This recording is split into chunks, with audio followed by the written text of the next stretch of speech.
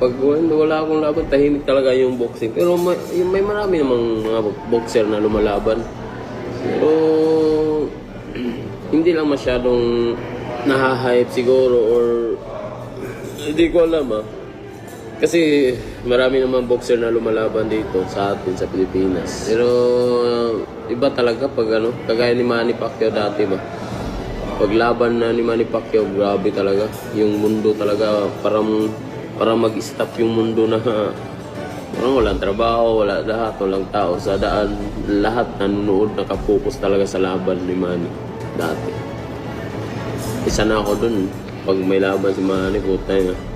Hindi talaga namin palagpasin na hindi kami makapanood ng mga tropa. Tahimik talaga kasi wala kasi silang lakas katulad. Mayroon naman pero hindi lang talaga hindi talaga yung literal na talaga yung